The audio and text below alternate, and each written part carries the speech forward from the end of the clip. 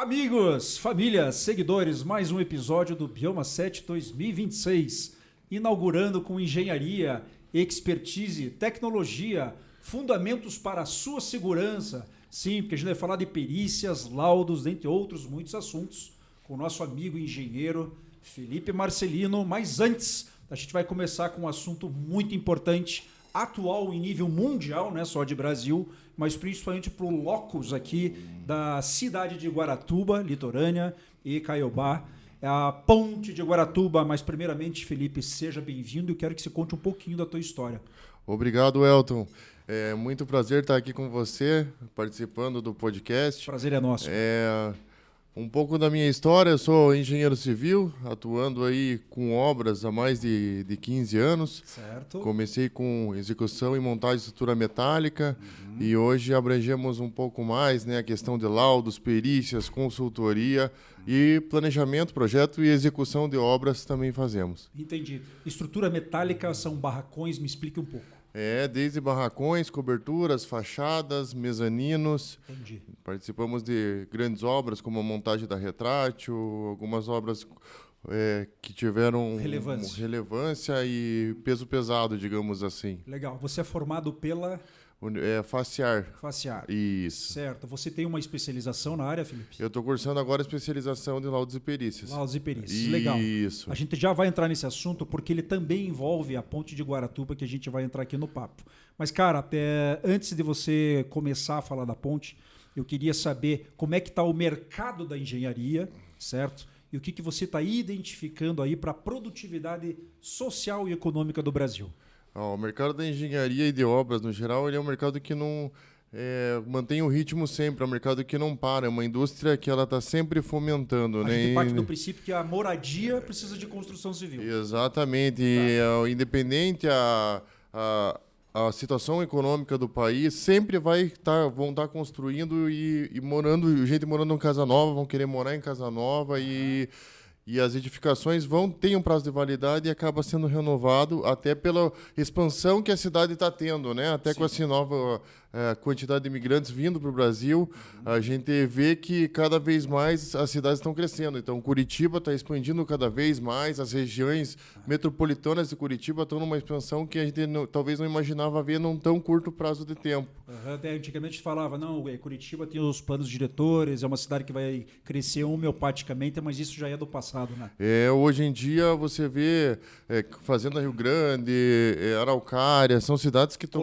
Colombo, que estão tomando uma proporção muito maior. Então, em Curitiba, hoje, a pessoa, para achar um imóvel para alugar, tem muitas vezes até fila de espera, de tão Sim. concorrido que está. Sim, e nesse quesito a gente pode pôr a seguinte palavra, em aspas: engenharia e sustentabilidade mais do que nunca andando juntos. Exatamente. Interessante. Ponte de Guaratuba. Esse orçamento de 400 milhões, segundo a nossa curadoria aqui, certo? O que tem na ponte de Guaratuba e qual que é o teu ponto de vista e dos teus colegas, por favor? A ponte de Guaratuba é um projeto há muito tempo esperado, né, por toda a população. A gente vê pontes aí no Brasil construído há muito mais anos, como a ponte Rio-Niterói, que foi construída nos anos 70, e aqui no Paraná teve toda essa espera para ser construída, né, mas ela vai ser construída, pronta num prazo... recorde. Então, a gente admira muito essa obra, temos, né, um grande prazer de ver ela sendo executada, construída, uma ponte estaiada dessa proporção, né, que vai ligar dois balneários que, teoricamente, eram separados por balsa. Então, a economia, todo mundo acabava perdendo com essa falta de ligação. Agora, vai virar tão próximo que vão ficar praticamente unidas umas com a outra e vai fomentar a economia de uma maneira que a gente não tenha visto. E para todo mundo, né? Para todo mundo. Para todos nós. A infraestrutura ali que está sendo feita é uma obra para ter uma movimentação muito grande, né? Então não vai travar o movimento de Matinhos. Antigamente, imagina, para você fazer uma obra comprar um material em Matinhos, tinha que levar até Guaratuba. Quanto tempo o caminhão não esperava na balsa? Então, hoje, toda essa parte mercantil de Guaratuba, Matinhos, Pontal do Paraná com Guaratuba vai ser interligada e vai fomentar demais o Paraná. É interessante, Felipe. A gente comentava nos bastidores aí, um pouco antes da gente estar produzindo aqui, se a gente pegar os modais, né, os transportes que chegam do litoral paranaense, né, linha férrea, 3 estradas, né, a Graciosa, a 376, 277, e as novas estradas lá embaixo, em nível do mar, que estão sendo abertas já, e o próprio aeroporto de Guaratuba, que está sendo reestruturado, pelo menos em projeto por hora. Tudo isso quer dizer o quê? Desemboca onde? Em estrutura, locomoção, certo? E locomoção gera o quê? Comércio, economia, né? O famoso fomento, digamos assim.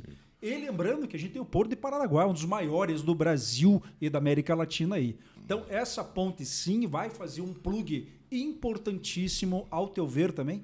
Com certeza, vai fazer um plug até pelo Porto de Itapuá, né?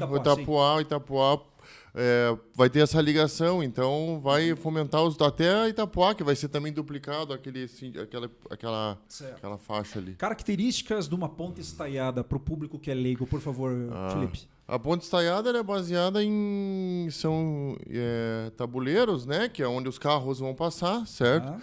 Esses tabuleiros são sustentados por estaias, né? Pelos cabos de aço, que esses são sustentados pelas torres que suportam toda a carga. Então, a transferência energética do peso. E como funciona da seguinte maneira: essa torre tem as estaias que seguram os tabuleiros e suportam toda a carga. Então você consegue fazer, né, um dimensionamento, apesar dali ser de grandes proporções, né, mas você consegue fazer um dimensionamento menor, porque o aço ele trabalha com a tração, né? Então você traciona esses cabos, você acaba economizando, né? No sentido, é uma maneira inteligente de trabalhar. Interessante. Sabe? Muito interessante. E é uma ponte que vai ter um modal tecnológico. Dentro dela vai passar a energia elétrica, certo? Novos pontos de energia elétrica ligando ali aquelas duas regiões. Telecom, né? Câmeras de vigilância, ou seja, uma ponte 4.0, se a gente for ver nesse sentido. Ou seja, é um projeto que poderia estar aí há pelo menos citados por você 30 anos. Pós-ponte de Guaratuba, o que você vê de desenvolvimento de engenharia civil para os municípios? Olha, eu acredito que em todos os municípios ali do Pontal do Paraná tem um grande potencial de crescimento a partir dessa obra. Certo. Vai atrair muito mais turistas, né, que antigamente estavam priorizando Santa Catarina e hoje a gente vê a dificuldade que tem por trânsito, né, para ir até lá, mas aqui em questão de engenharia vai abrir um leque muito grande. Então, para entretenimento, questões que antes não foram exploradas, não havia investimento justamente por não ser talvez um litoral unificado. Era uma economia morna, digamos assim. Morna. E se você for ver, o litoral do Paraná ele é pequeno em extensão, sabe? Então, a partir do momento que começar a abrir essas novas frentes, como, por exemplo, se fala de uma... puta que... Agora fugiu. Depois você vê. Mas, por exemplo, a engenharia civil, né? Construção de residências. Sim. Isso nitidamente já está crescendo. Antes da ponte sair, os fatores econômicos já estavam, né, creditados ali na conta do IBGE, dentre outras coisas aí. Mas você fala em entretenimento, é interessante, porque o litoral ele pede o quê? Entretenimento. Isso. Nem que seja pelo apoio básico turístico de uma praia. Mas você acha, então, que o litoral paranaense, o turismo, nesse sentido, vai ser desenvolvido também, porque a ponte vai puxar isso a favor. Com certeza, vai começar a puxar para novas estruturas, digamos, né? Novos pontos de turismo grandes, digamos, e âncoras de turismo, vamos falar nesse sentido. E aonde que a engenharia entra? Na execução de todas essas obras, né? Então, para fazer esses novos pontos, vai ser feita muita infraestrutura. Então, essa infraestrutura toda vai começar a gerar demanda de novas casas, novos prédios, novos edifícios, né? Edificações que vão vir em torno desse novo contexto que está sendo gerado ali. E é um ecossistema que não é só a construção. É a casa de material de construção, é o fornecedor de areia, é o fornecedor de mão de obra. Mão de obra tem o quê? Agência de RH envolvida, gestão empresarial. É todo o maquinário que vai ter que acompanhar o fator, nesse caso aqui, engenharia. É isso mesmo? Exatamente isso. Então, quando começa a fazer que nem você falou, até um bioma, né? Ali que são as empresas crescendo em volta desse novo nessa região, porque é uma região que foi pouco explorada, sempre com uma economia morna, digamos assim, nunca teve o seu devido valor. E hoje, com a ponte, a gente vê que está sendo valorizado tão perto de Curitiba. A partir do momento que houver investimento de grandes investidores, vamos fazer não comparando, mas um Hard Rock Café, por exemplo, Sim. em Pontal do Sul, Sim. alguma coisa em Guaratuba ou Caiobá, é uma coisa que vai começar a abrir, vai começar a chamar cada vez mais investidores e a região vai ganhar cada vez mais valor. Então, você constrói uma estrada, por exemplo, uma estrada que... por exemplo, tem uma estrada que é para ligar Pontal do Sul a Paranaguá. Essa estrada tem seus intempéries ali, né, que não sei se vai ser construída, não foi, mas também seria uma estrada muito boa, que ela ligaria por Paranaguá o litoral. E dali você já começa a abrir um outro núcleo lá, entende? Então, hoje o Pontal é muito afastado. Isso. A partir do momento que tem uma ligação direta, já abre um outro núcleo ali. Então, dali você já consegue estar no lado da Ilha do Mel. Então, imagine o tanto de obra que você não consegue fazer ali para infraestrutura, para entretenimento e para moradia. Perfeito, perfeito. Felipe, retomando aqui nas tuas atividades atuais, laudos e perícias. Exato. Me conta um pouco desse teu momento aí. Na verdade, o que acontece hoje... Muitas obras sendo executadas, muitas compras, vendas, de qualquer maneira. Então, as pessoas, elas muitas vezes compram uma casa sem saber o que está comprando, sabe? Sim. E a pessoa que está vendendo, às vezes, age de má fé, ou às vezes também não tem o conhecimento técnico, o respaldo técnico para avaliar. Certo. Isso estamos tratando de pequenas residências, apartamentos, edifícios, sobrados, qualquer tipo de edificação. Tá. Então, a recomendação é sempre que a pessoa for comprar ou até mesmo alugar, vender, ir atrás de um profissional técnico para fazer uma avaliação da edificação. Para fazer uma perícia. Uma perícia. Para emitir um laudo. Porque positivo ou negativo. Para você ter um respaldo quando você for comprar o imóvel e fazer essa negociação. Porque depois que você já assumiu o compromisso, aí vira uma bola de neve, fica uma briga muitas vezes e não resolve nada. E você já está com a conta, né? Está com os boletos para pagar referente ao imóvel. Sim. Então, acontece muita situação que a gente pega que depois que a pessoa comprou o imóvel que ela vê o que está comprando, sabe?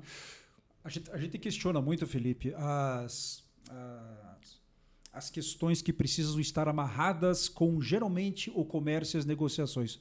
Por exemplo, o Detran agora não está mais exigindo autoescola. Outrora era primordial ter autoescola, inclusive, para poder fazer a carteira. Se você fosse negociar um imóvel, seja residencial ou uma empresa, certo? Você acha viável, interessante, que precise do laudo da perícia técnica da engenharia para que isso não acarrete em outros problemas futuros? Eu acho que é fundamental, né? A gente brasileiro está acostumado a pensar que o serviço do engenheiro ele é muito oneroso, ele custa muito. E na verdade não é, ele é um investimento. Se você for ver o valor do laudo da perícia comparado ao valor que você vai ter com qualquer micro problema, ele já se paga. Então, essa questão ela tem que ser muito bem avaliada. Eu já peguei situações que a pessoa não tinha nenhuma noção, nenhum conhecimento de construção, agiu naquela saciedade, na emoção para comprar a casa, comprou a casa minada de infiltração do vizinho superior. Então, não foi feita a devida impermeabilização, virou uma briga com o vizinho superior. Então, depois ela veio na perícia, depois que já tinha comprado o imóvel, para correr atrás de uma briga judicial. Entendi. Entende? E briga judicial demora. Demora e não vai... Ela vai continuar com o problema embaixo da cabeça dela. E, às vezes, são riscos, né? Civil e criminal, né? Então, às vezes, a pessoa bota em risco a vida do outro e a estrutura é calculada, né, para atuar de uma maneira determinada. A partir do momento que começa a ter infiltração de água, começa a minar água por baixo da edificação, você começa a danificar toda a edificação, porque ela não foi projetada para aquilo, a ferragem, né, a armação começa a sofrer danos, então depois fica muito caro de você consertar. Só que aí você já comprou o imóvel, você não consegue sair dali, você tem que conviver com aquilo, botar tua família em risco muitas vezes. Então aí, pessoal da corretagem, pessoal que está fazendo negociações por heranças de famílias, e os engenheiros que nos assistem aqui com o PhD aqui na mesa hoje, é interessante que esse papo seja mais estreito ou estreitado, por assim dizer.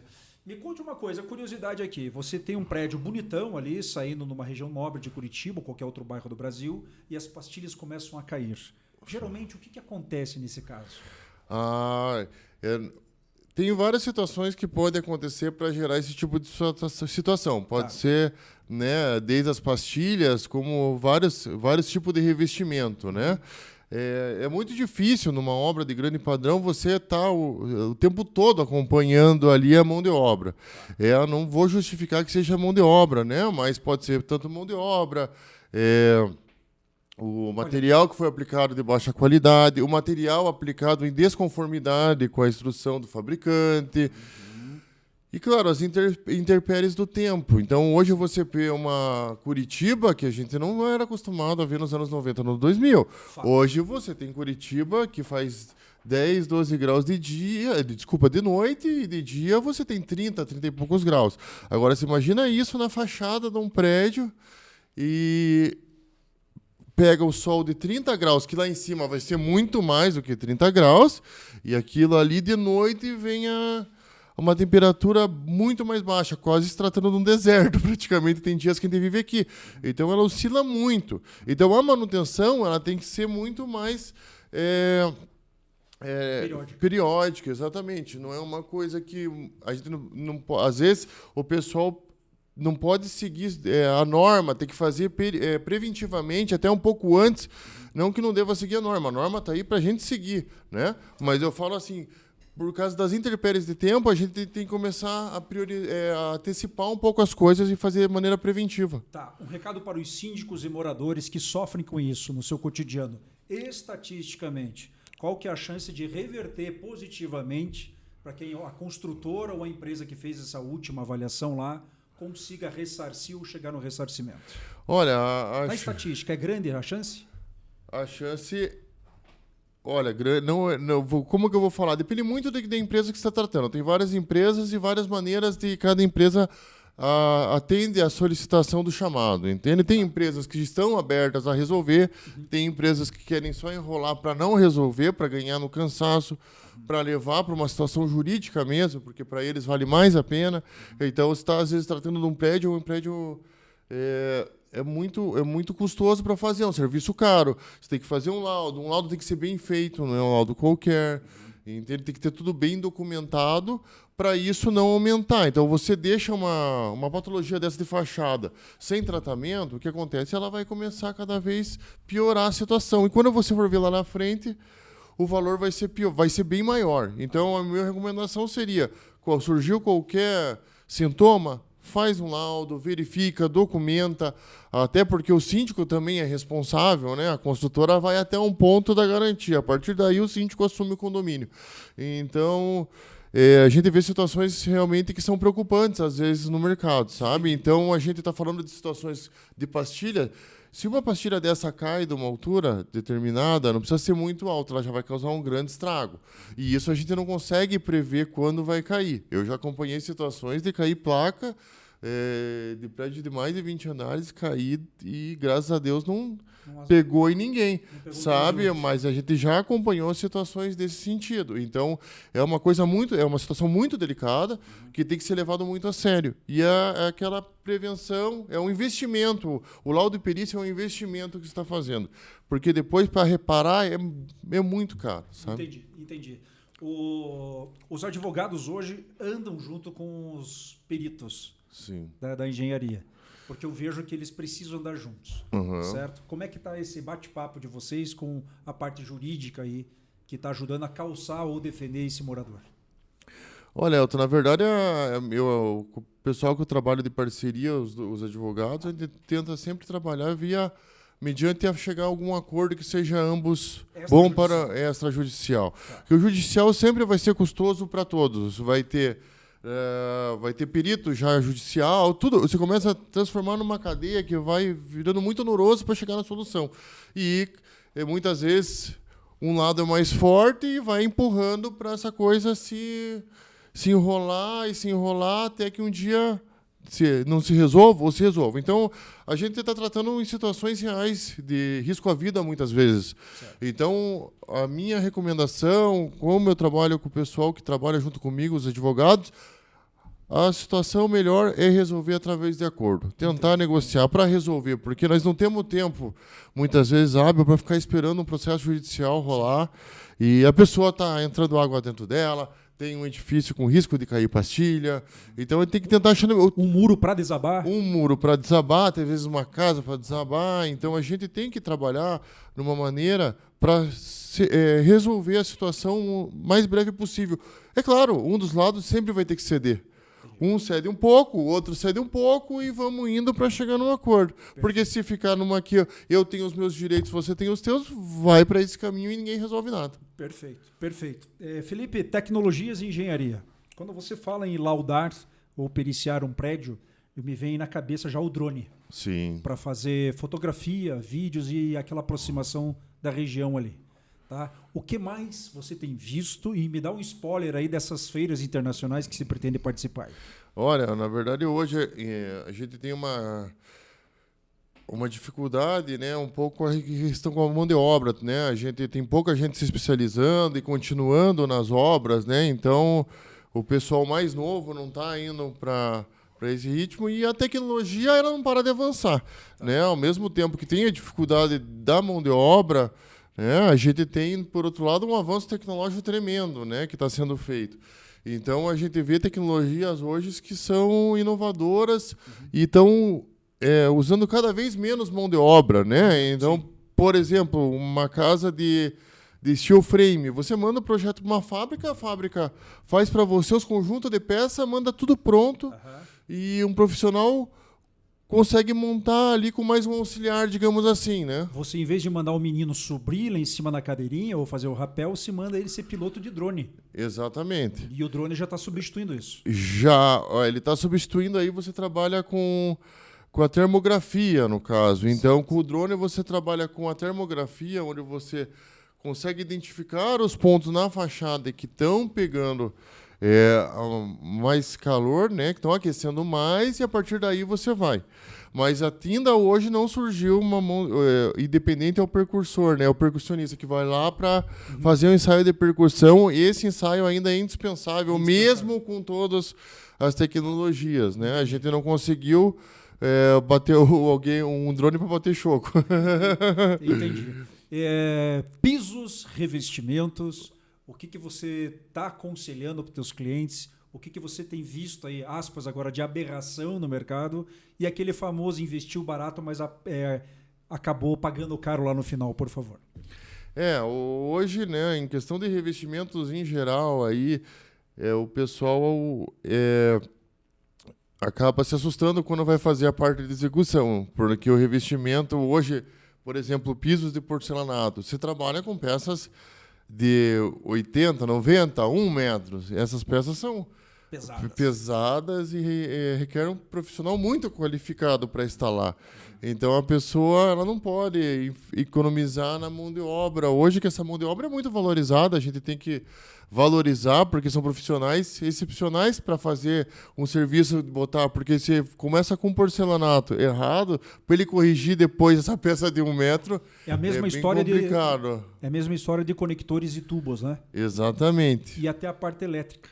Exatamente. Ou seja, vai construir, pelo menos garanta um bom material. É mais ou menos isso? Isso, um bom material. E hoje, né, com a internet tem muito cara que entende mais, diz que entende, mas não entende. Então você realmente tem que conhecer muito bem o profissional que está contratando, porque a gente tem todo quanto é tipo de profissional na praça, em qualquer área, isso tratando em todos os mercados, mas sempre pegar um profissional que já tenha uma indicação, um reconhecimento, para você não tomar um prejuízo muito grande, porque uma peça de porcelanato, essas grandes, tem um valor bem elevado e representam um valor significante da obra. Porque é o acabamento, né? É o acabamento. Então você não vai chegar e vai acreditar que um cara que tem um preço pela metade do que está se praticando na praça, não vamos falar que vai fazer um serviço que você não conhece, mas a chance dele não saber o que está fazendo é alta, assim como elétrica, hidráulica. Então, a hidráulica, por exemplo, é um serviço que, se for mal feito, depois gera um prejuízo tremendo. Entendi. Gestão de projetos. Importância, relevância e como é que você faz a gestão do projeto das suas obras? Olha, a gestão do projeto é fundamental ali para você... Por quê? para você conseguir manter o fluxo de caixa, o financeiro em dia, entende? A partir do momento que você começa a ter uma obra que não tem planejamento, isso já começa a atrasar outras frentes de trabalho. Então, no nosso planejamento, a gente trabalha com frentes em paralelo, uma frente deixando o serviço pronto para outra. Então, vai trabalhando numa sequência. Agora, a partir do momento que você chega lá, você está com os profissionais lá para instalar o porcelanato, por exemplo, e não está pronto o contrapiso, ou está muito desnivelado, não está certo, então você já começa a gerar prejuízo para a obra. E hoje, o metro quadrado está num valor que as pessoas até se assustam. Mas se você tiver erro e você não contratar um profissional qualificado para fazer essa gestão para você, muitas vezes o pessoal acha que fazer obra é fácil, né? Tá. Dentro da gestão de projetos, quando a gente fala em mão de obra, essa variável, ao meu ver, se não for, você me corrige aí. Como é que tá para você contratar o mestre de obras, o pedreiro, ou outro engenheiro, ou parceiros que sejam fiéis ao teu cronograma? Quais são os desafios aí, cara? São desafios muito grandes, porque o pessoal que está sendo contratado tem que ter uma expertise muito grande, tem que saber o que está fazendo para conseguir cumprir o prazo, porque se você contrata um profissional, por exemplo, que ele vai te atrasar e você já tem outra frente, tem problema. E hoje, para a gente fechar essas parcerias, a gente tem várias parcerias, pessoal que já trabalha com a gente, que tem confiança, né? As indicações. As indicações e já fazem serviços para nós a longa data, já sabe a nossa maneira de trabalhar, sabe? Eu trouxe esse assunto porque o espectador às vezes não entende que no processo da construção de uma casinha a um prédio, tem o fulano lá que trabalha 2 meses a fio redondinho e no 3º mês ele não vem. O que acontece muito, Elton, é assim, a gente já está habituado a trabalhar com essa mão de obra e a gente sabe lidar. A gente já tem, né, todo o nosso protocolo para trabalhar, o nosso protocolo de cobrança, protocolo de pagamento e de exigência e de qualidade, sabe? Então é complicado a pessoa. Você, por exemplo, faz podcast. Você trabalha com comunicação. Agora, imagina você ter que lidar com 10 pessoas construindo uma casa para você e você não entende nada de construção. Então, a chance de você ter problemas é muito alta. A gente que tem o know-how, que trabalha, consegue se divertir bastante. Então, imagina uma pessoa que não tem o know-how. E as pessoas muitas vezes acreditam que não. Eu vou fazer só uma casinha ali. O engenheiro, teoricamente, só é caro. Ele só vai lá passar a olhar. Né? Esse que é o pensamento, mas, na verdade, é um investimento. Então, vale, assim como o laudo, a perícia, um gerenciamento, você não vai se incomodar para fazer a obra. Sempre tem se você for se envolver na obra, você vai saber o que está acontecendo, e uma obra sem problema é difícil. Sempre a gente vai ter, né, nossos fatores ali dentro para lidar e intempéries que a gente consegue trabalhar. Agora, você vai construir, você já parte de um princípio que você já vai economizar perto de comprar um imóvel. Agora, você não quer botar ninguém para administrar, para economizar mais ainda. A chance de você pagar mais caro do que comprar novo é alta, sabe? Por questão lógica. Questão lógica. Por questão lógica. Como é que está o papo de arquitetos e engenheiros nas empreitadas desse Brasilzão aí, por favor? Na verdade, a gente trabalha em parceria normalmente, né? O arquiteto ele tem uma visão diferenciada do engenheiro. A gente está para a parte mais efetiva de resolver a questão de execução da obra, né? E o arquiteto ele tem toda a parte da concepção, né? Que tem um valor muito grande, sabe? Então, a gente, como engenheiro, não tem essa visão toda que o arquiteto tem, né? Então, a gente trabalha mais na parte de resolução, trabalhamos em parceria para chegar num bom resultado para o cliente. É como se fosse um time de futebol. No entanto, tem o jogador e vou pôr até o técnico, porque todo jogador do time sabe chutar a bola. Né? Mas tem o jogador, vamos supor aspas que seja o engenheiro, e tem o técnico lá, que seja o arquiteto ou vice-versa. Estão no mesmo propósito, estão na mesma empresa, no mesmo intuito, porém são áreas que se complementam, talvez. Com certeza, temos que trabalhar junto, fazer, né? Eu admiro muito os arquitetos que trabalham, né? Pensando na execução, né? Porque às vezes não adianta você fazer um elefante branco que vai ser inviável para todo mundo, né? Então eu tenho muita admiração pelos arquitetos que fazem a coisa acontecer de uma maneira que seja plausível de ser executada, de uma maneira fácil, né?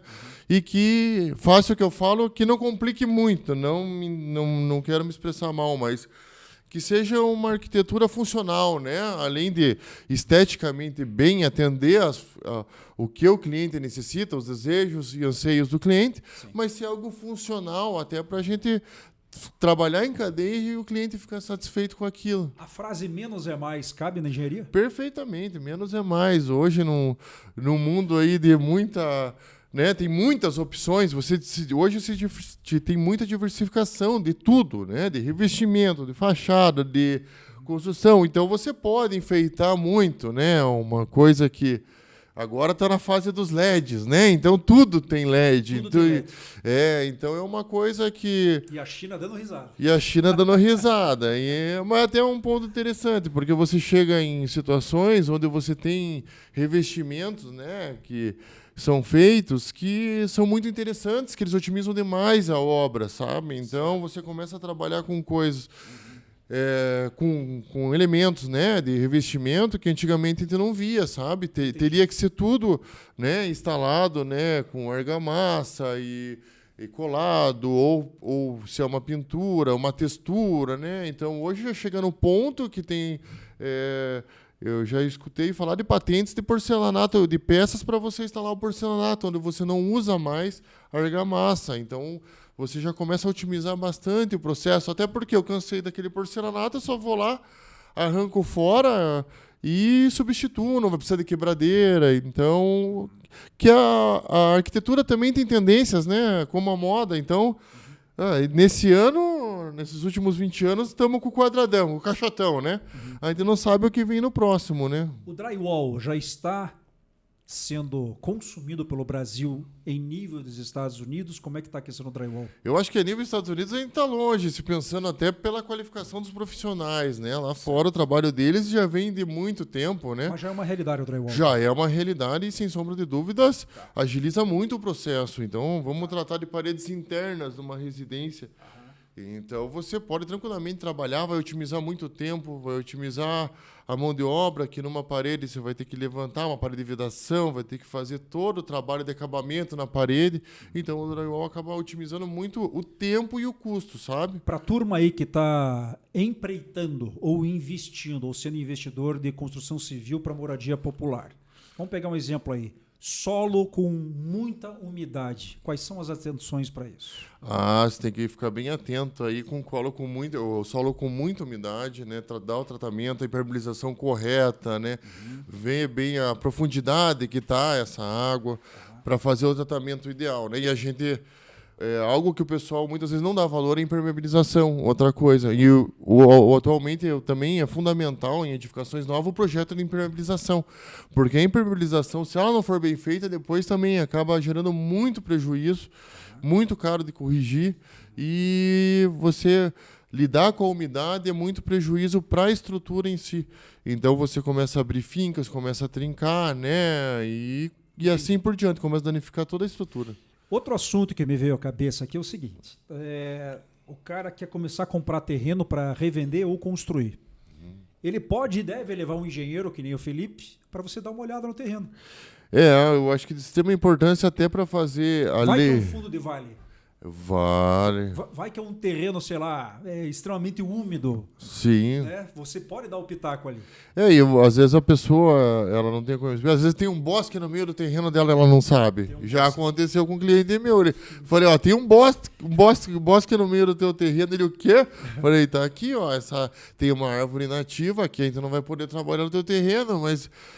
Então, é de extrema importância para ver a documentação, ver a taxa de ocupação, toda essa situação, além, é claro, né, do potencial construtivo do terreno. E isso e além da parte técnica, que nem ver a viabilidade, porque é diferente você construir num solo rígido, num solo que não tem rigidez, o custo da fundação varia bastante, dependendo do que você vai fazer, sabe? Vou fazer umas brincadeiras com você aqui dos termos populares e você explica aí para a turma que está assistindo a gente o que é, tá? Bicheira no cimento. O que é e quais são as causas? A bicheira, normalmente, na caixaria do concreto, o que acontece hoje, a gente acaba trabalhando mais com concreto usinado na estrutura. É muito difícil o pessoal bater a massa, o concreto na obra, hoje em dia, até pela viabilidade e pela praticidade do concreto usinado, né? Então, esse termo da bicheira é um termo... normalmente se encontra ainda em edificações atuais, mas normalmente em edificações onde se batia muito concreto na obra acontecia, porque você varia muito a granometria de pedra, a mistura toda, e esse concreto não era vibrado direito. O que acontecia? Eu ia lá, iam batendo com a marreta na caixaria e o concreto não chega até onde vai. Então, hoje se trabalha com concreto usinado, esse concreto ele já vem numa uniformidade melhor, né? Você já consegue passar para a concreteira o perfil de concreto que você quer.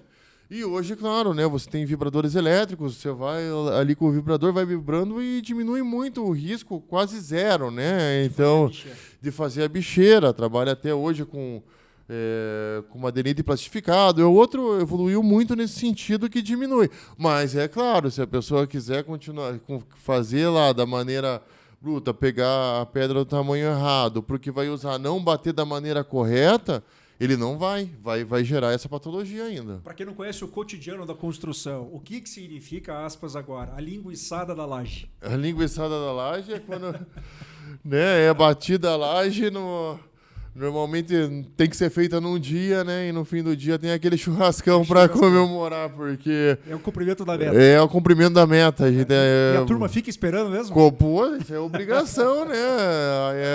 Tem que... Normalmente é muito puxado, né? Sim. Porque tem que estar numa equipe boa, depende do tamanho, que você já tem que vir reguando, deixando, né? Bem homogêneo, você não pode deixar. E hoje a gente acaba trabalhando com alguns aditivos no concreto, então o trabalho fica bem puxado. Às vezes o pessoal fica um pouco apertado ali, então tem que sempre ter uns 2, 3 aí sobrando na equipe, porque sempre tem uma surpresinha no meio do caminho para a gente conseguir lidar, porque é o serviço que tem que começar e acabar no dia. Certo. Falhas de comunicação entre o empreiteiro, o engenheiro e o mestre de obras. Olha, a falha de comunicação é prejuízo. É prejuízo para todo mundo, mas a gente tem que trabalhar sempre aí com a empatia, né? Que nem eu falo, todo mundo entender o lado um do outro, porque às vezes a pessoa não entende certo, às vezes ela se faz que não entende? Para liberar uma medição dela ou para acelerar o serviço dela. Então é muito importante sempre, né, trabalhar com atas, trabalhar com tudo bem documentado para evitar qualquer tipo de situação, porque existem situações, por exemplo, numa laje, se ela for concretada e a armação não estiver adequada com o projeto, infelizmente é serviço perdido e vai ter que demolir.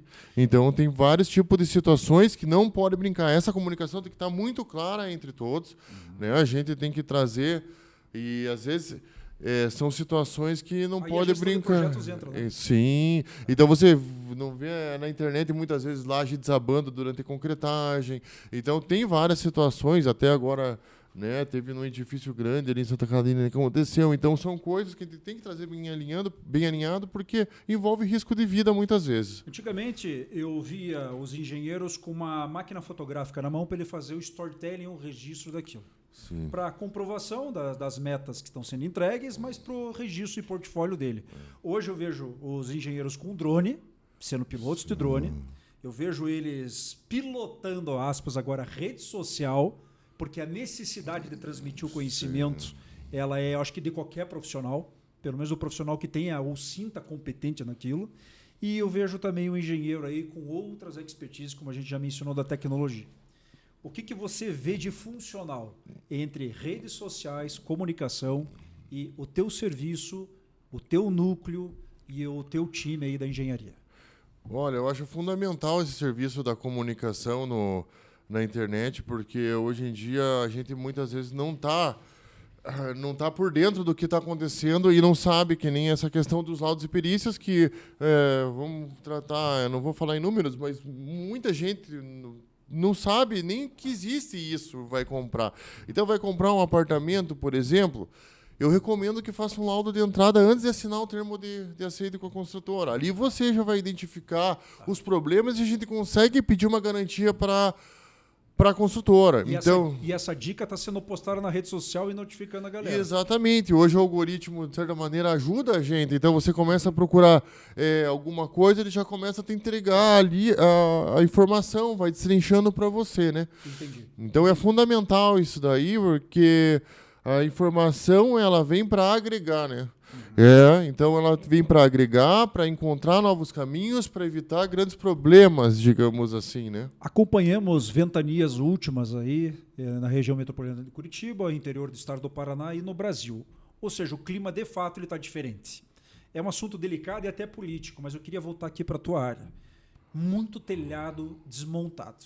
E a gente vê muito Eternite, certo? Voando. A gente sabe que força do vento é força do vento.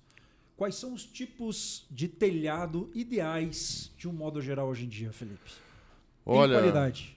A gente vê, né, com essa mudança climática, essas rajadas de vento que acontecem, são coisas que são, né, fatos que fogem de qualquer cálculo muitas vezes, né?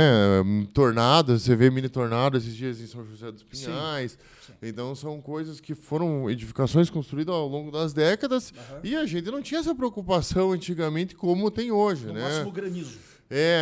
Então a gente hoje vê o que acontece. Rajadas muito fortes, tornados, e isso gera um efeito, né, que nem te fala, um efeito de ressonância, né, que ia vir duas rajadas de vento ou vir um tornado ali, que é uma força que não foi, a estrutura não foi feita para suportar aquilo. Então, o que é um telhado de qualidade e o que é um telhado feito às coxas? Isso que eu quero entender. Um telhado de qualidade hoje é qualidade. Eu gosto de trabalhar hoje com telha trapezoidal sanduíche, que é um material que é uniforme, tem uma durabilidade muito alta, né? Com o interior dela em poliuretano, com a PIR, né? Então você tem essa diferente de uma Eternite. Hoje a telha de fibrocimento, a famosa Eternite, ela é uma telha que ela não vem impermeabilizada, para você ter ideia. Então, é um material que, se você instala ele e não impermeabiliza, vai dar infiltração. Vai dar BO. Então, você tem que instalar e fazer a impermeabilização da telha. Então, você acaba chegando num ponto que a telha é barata, né? É o valor mais baixo, mas você vai acabar gastando com impermeabilização, com proteção termoacústica por baixo, vai ter que fazer a instalação das telhas, não vai variar o valor da mão de obra, é praticamente o mesmo de uma telha boa. Então você começa a chegar num custo similar à telha que você tem de mais qualidade. Então, por que já não instalamos a de melhor qualidade, investe um pouquinho mais, mas nunca mais se incomoda, sabe? Sim. Sim, e é o telhado da sua casa, né? É o telhado da minha casa. É o telhado da tua empresa. Exatamente. Tá. Porque eu vejo o seguinte, o jargão popular, cara, telhado é caríssimo. Sim, é. Agora um telhado é caríssimo porque, bem feito, ele é mais oneroso. Né? Todo mundo fala, é o chapéuzinho na casa. Não, debaixo daquilo tem revestimento térmico, tem a estrutura que faz o nível e o caimento da água ser melhor aproveitado, digamos assim, dentre outras coisas. Você trabalha com telha trapezoidal, o caimento é 5%, imagina. Antigamente você trabalha com essas telhas coloniais é 30%. Então você trabalha já um telhado com oitão bem mais baixo, né? A telha de barro existe ainda? Telha de barro, a cerâmica existe. Existe, mas o uso... Não, isso daí é muito arquitetônico que a pessoa vai definir, no caso, né? Hoje, nessa arquitetura com telhado oculto, eu recomendo muito trabalhar com a telha sanduíche, sabe? Pela praticidade, você vai montar o telhado na tua casa uma vez. A ideia é que você monte uma vez na vida e nunca mais tenha que trabalhar, né? Agora, você vê esses telhados antigos, tem que refazer, depois de 15, 20 anos tem que refazer, né? Voltando para laudos e perícias, eu fiz alguma pesquisa na internet, eu quero te perguntar aqui para a gente bater um papo para trazer de dica aí para quem está assistindo a gente. Você vai abrir tua janela e começou a reparar que tem uma rachadura lá em cima e ela está travando. E você mora num prédio. Pode ser indicativo do que é isso? Pode ser indicativo de algum trabalho. Com certeza, né? Tá tendo algum trabalho da estrutura ali, né? Certo. E deve ser verificado, porque a partir do momento que começar a abrir trinca tem algum limite, certo? Tem um pouco, a gente tem o nosso limite normativo que pode ser trabalhado. Tá. A partir do momento que ela trabalhou até aquele ponto e parou, tudo bem, ela não vai mais trabalhar. Agora, a partir do momento que ela começa a abrir essa fissura e vai abrindo cada vez mais, aí é um ponto de muita atenção. Mancha no teto e um gotejamento. O que pode ser isso? A infiltração. Infiltração. Infiltração. Essa infiltração vem de água que alimenta ou água que está indo embora? Olha, isso daí a gente já viu diversas situações. Pode ser de ambos. Depende como foi feito o projeto, né? Como proceder nesse momento? Aí nós temos que fazer um laudo, né, para verificar exatamente da onde que está vindo. Esse do teto normalmente é uma situação de muita discórdia, porque normalmente um empurra para o outro. Então, se você mora num prédio, provavelmente vai ter que fazer uma interferência por cima e gera custos e desconforto, porque vai ter que ter profissionais lá para abrindo. Então, quanto mais... Aí tem, né, produtos que a gente usa para identificar isso, para ter o mínimo de trabalho ali dentro da casa do cliente, mas tem que identificar o mais breve possível isso daí para evitar mofo, umidade, até desgaste precoce da estrutura, né? Perfeito. Quando eu postei o spoiler que você estaria aqui, um amigo meu mandou uma mensagem inbox perguntando assim, se puder, pergunte para ele do caso que nós temos aqui na praia. O que era o caso dele? Uma casa térrea com uma garagem daquelas lajotas vermelhas, de quase 40 metros de garagem, e ele relatou que começou a afundar por onde passa a roda do carro. Começou a quebrar e afundar. Chegou a afundar até 40 centímetros, segundo ele. O que pode ser isso? Com certeza não foi feita uma boa compactação do solo embaixo. Compactação de solo. Como proceder? E a drenagem, né? Uhum. Então, talvez não foi feita a compactação da maneira correta e não tem nenhum sistema de drenagem ali. Como proceder nesse caso? Tem que fazer uma verificação no local, né? A gente abre ali, né? Verifica o que está acontecendo. Pode ser que não foi compactado e não foi feita a drenagem. Então, o que acontece? Essa água, com essas chuvas torrenciais que a gente tem tido, essa água acumula embaixo da calçada e começa a formar ocos ali embaixo, porque a água está passando, está fazendo o caminho ali, passando por baixo. E daí começa a fazer esse vazio. Então, pode ser a drenagem e a má compactação, as duas coisas juntas. Outra mensagem que chegou. Elton, minha caixa de gordura está começando a verter e causar um mau cheiro. Já foi feita uma perícia e está comprovado que ela foi mal instalada. Ela está em desnível com as adequações, não sei o que é isso. O que pode ser e como proceder? Tem que refazer a caixa de gordura da maneira correta, né? Hoje tem sistemas já que a gente compra a caixa de gordura pronta, mas tem que só seguir a normativa, até porque a caixa de gordura ela tem que ter a manutenção periódica dela, que é um item ali que gera uma manutenção que tem que ser feita para evitar qualquer tipo de problema. Aquilo ali com o entope é complicadinho de desentupir. Outra mensagem que chegou, foram bastante mensagens, tá, Felipe? Elton, eu troquei o piso da minha cozinha e um mês depois, no início do verão, ele estufou para cima. O que pode ser e como devo proceder? Aí provavelmente é a dilatação, né? Que não foi deixada a dilatação adequada nas juntas. Se a casa trabalhou, o piso trabalhou e não estava com o afastamento adequado nas paredes, né? Tem que deixar um afastamento adequado para ela justamente trabalhar.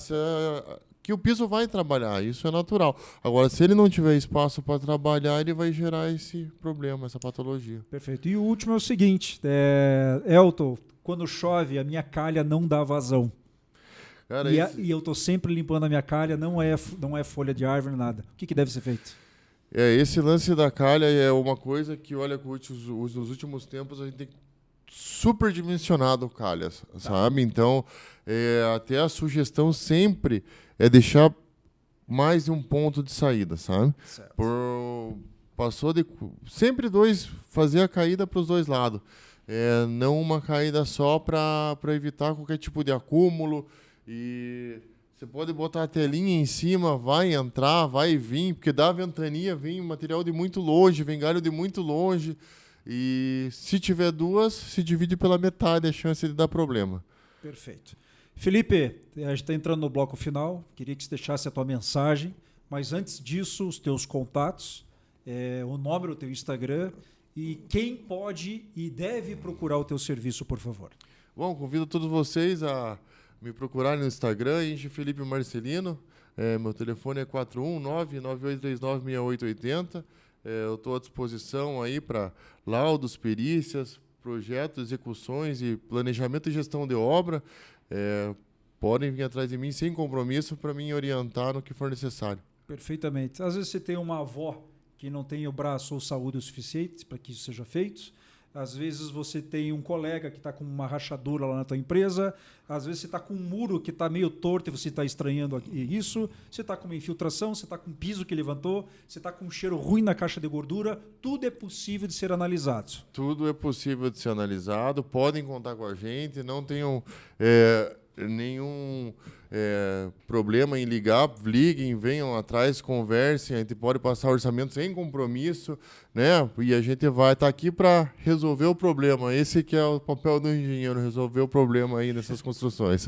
Perfeito. Então, com o capacete na cabeça, uma caminhonete e aquela camisa xadrez. É isso aí? É isso daí, Elton. Estamos aí para auxiliar todo mundo, né? E estamos aí podem contar com a gente, estamos à disposição, né? Então, a gente abordou um pouco aqui nessa conversa alguns tópicos da engenharia, né? Com certeza essa conversa pode tomar outras proporções, porque a engenharia ali está no nosso cotidiano em vários aspectos, né? Sim. Então, essa conversa foi muito boa, de grande valor. Certo.